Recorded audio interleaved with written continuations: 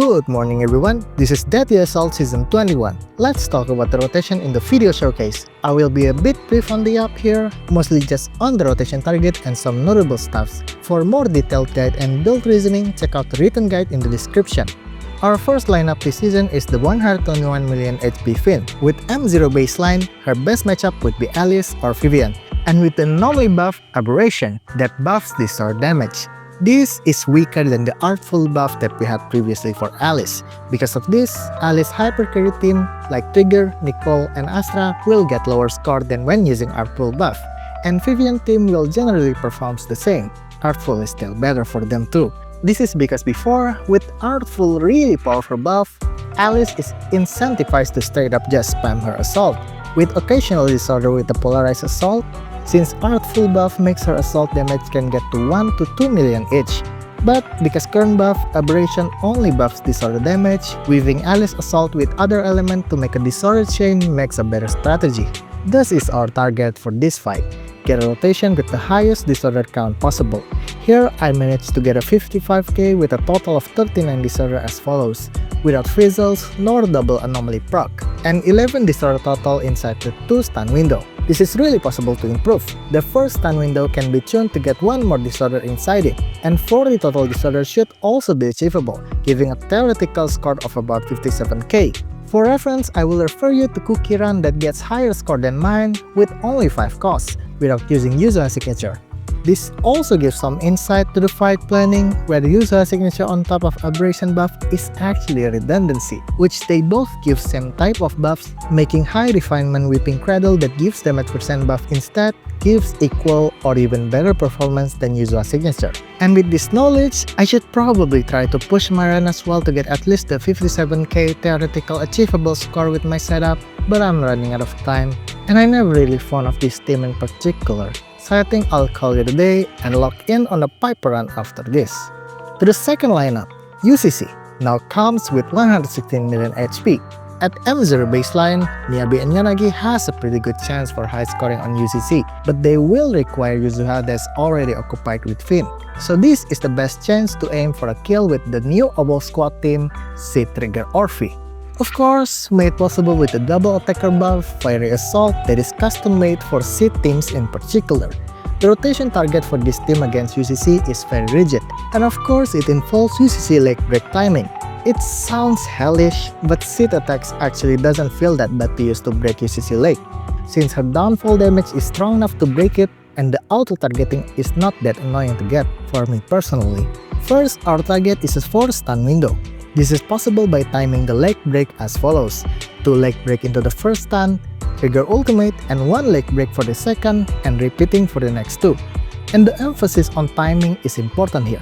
It's best that the 25% crit damage buff from the leg impair stays until Sid ultimate inside the stun, so breaking the leg as close to stun to the freshest duration is the best case scenario. This is why on the second stun window pre-stun, I initially target a broken leg first, and then after trigger ultimate, I then target to impair the leg so that the impair buff starts as close with the stun window duration.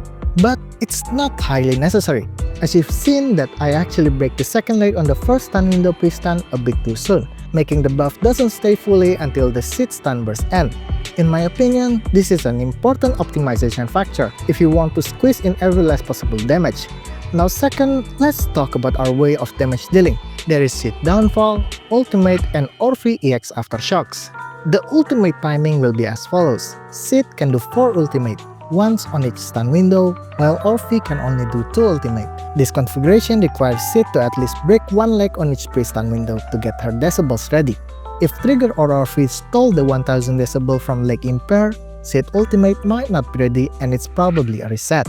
Next, there are total 13 Sid downfall, ideally once on its pre-stun and 2 on each stun window, the last one needed for the finishing, but I also didn't really need to do it according to the plan for the kill in this showcase. I didn't plan the days meter correctly, making some downfall doesn't hit on UCC stun. Ideally, the days meter should be 99 when Sid punch before downfall hits, making it possible to hit 2 downfall on each stun. This is one more small optimization factor that's very possible to manage if you want to. Then Orphe EX Aftershock. This happens automatically, not much planning, but you may sometimes want to swap to her when she starts her aftershock animation, so that the energy she used for the aftershock will be converted to seed steel charge, because seed will only convert active character energy used into steel charge. But most importantly, seed damage dealing should be used with as close as 100% buff uptime from her teammates. For example, before seed use her downfall, trigger EX for King of the Sonic buff, and Orphe EX hold laser to refresh her buff for seed, then to seed downfall with the highest damage potential. The same with her ultimate use. Orphe refresh her buff, seed quick assist proc chain into trigger chain attack for King of Summit, then seed chain attack into ultimate with all the buff setup. This is important to keep in mind since Orphe buff is only 12 seconds for seed and not extendable. And also why I prefer using energy regen this 6 trigger for higher uptime of King of the Summit. Keep in mind that as soon as Orphe EX hold laser hits the enemy, the buff is instantly up.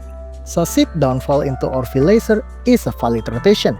Just make sure to not quick assist to seed too soon so to not disturb the downfall. There are total 8 instant of Orphe EX laser hold, 1 for each downfall pre-stun, and 1 at the start of each stun window.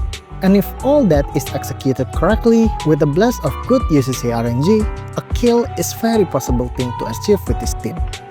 And on the last lineup, 109 million HP Priest. And of course, it's going to be Yixuan. I chose to do it with Jufufu and Astra.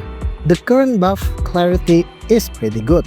It's not as strong as Meditation, but still pretty good. And I should point out that the buff description is actually wrong here. From recent patch note, it is said that the buff effect is 25% HP buff, and not 30% crit damage. And we can see that's true in the fight. Only the description is false, but the HP buff effect is still applied. Our rotation target is 4 stun window, with 2 Yixuan ultimate on each stun window, plus an extra one at the start of Miasmic phase. Getting the first stun as fast as possible does require some good RNG on Priest for defensive resist. This is the earliest reset part of the run. Then after the first stun window, to get the second stun window quickly, use Jufufu ultimate, then proceeding to get as much of defensive resist chain to charge Jufufu Decibel for another ultimate. And different from the first stun, start the second stun window with the Yixuan Decibel ultimate instead of the Adrenaline ultimate, so that at the end of the second stun, Yixuan Decibel ult will be ready again. This is the benefit of Jufufu for Yixuan. An extra Decibel ultimate in the rotation, and it is the best use scenario of Jufufu as Yixuan support. And using Yixuan ultimate outside of stun here is no problem, since at the end of the Miasmic phase, there will be another defensive resist chain that will charge up the team's Decibel again. And I did mess up on Yixuan Ball EX chain trigger on the third stun window twice. I blame lag, which causes some stun time to feed the Ball EX for damage on the third stun window, which is unfortunate.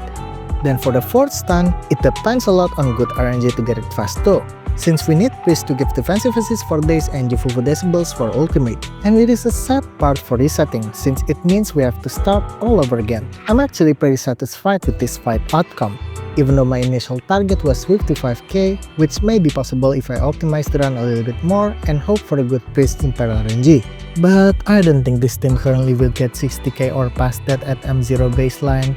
109 million HP Priest is just too much for Astra, so I'll also call it a day for now, until I get Lucia and run it back after. Well, that's all the commentary I had for this season Deadly Assault Showcase. Feel free to comment to ask anything. I hope this video helped you, and see you next time.